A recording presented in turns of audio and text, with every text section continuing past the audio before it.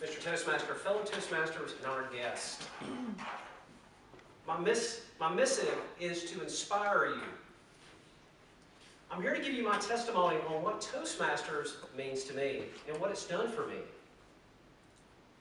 My speech title today is Just Do It. We all know the title, correct? It came from Nike. It's on all their shirts. Think about those words. Just do it. It seems so easy, doesn't it? Doesn't it seem easy just to do it? Why don't we do it?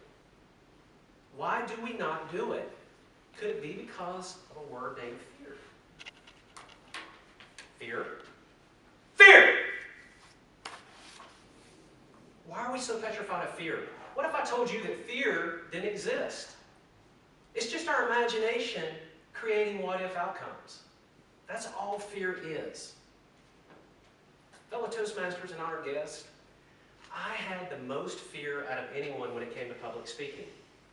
I did everything in my power to make excuse after excuse after excuse not to stand in front of people. And I remember sitting at my desk one day and I said, you know what, I'm tired of this fear controlling me. So I got online and I looked up and there was a Toastmasters right around the corner, and it happened to be PB&J.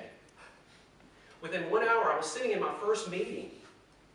And I remember when I walked in, everyone was smiling at me. When I sat down, I remember Lena had the biggest smile. And she looked at me and she said, stand up, introduce yourself, and tell us a little bit about who you are. Now, I don't know about you guys, but I came to listen, not speak. But little did I know that I was standing on my feet giving a small little testimony.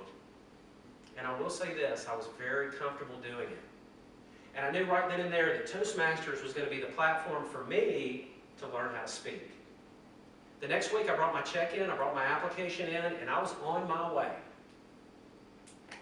I went through my competent communicator every single speech. I looked at the criteria that was required from me, and I started to learn more about how to give a better speech. And when I did that, I learned that I got a little bit more confident in that process. Now I'll tell you too, I did all the roles thanks to Lena, because she was my mentor and she pushed me, and I'm thankful for that. Then I started to do the ones that I was not comfortable doing. I did Toastmaster of the Day.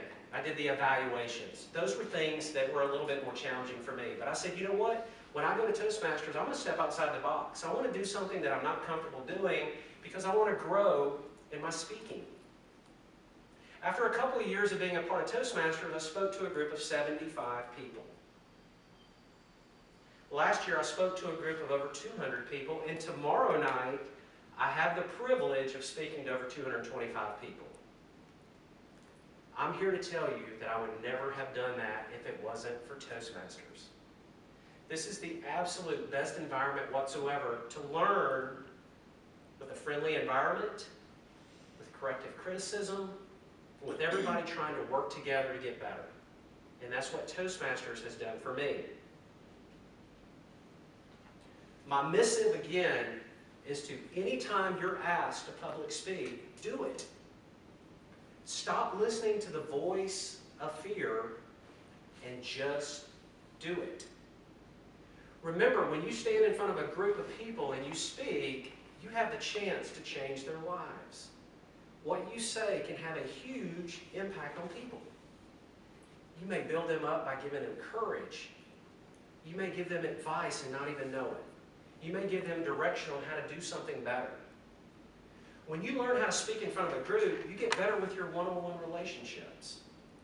You might even stand up and ask a question in a company meeting where you never would have before. Those are the things that we can get out of speaking. This is such a powerful setting to get over that fear and learn. So the one thing that I do want to encourage you guys to do, stop listening to the voice of fear and just do it.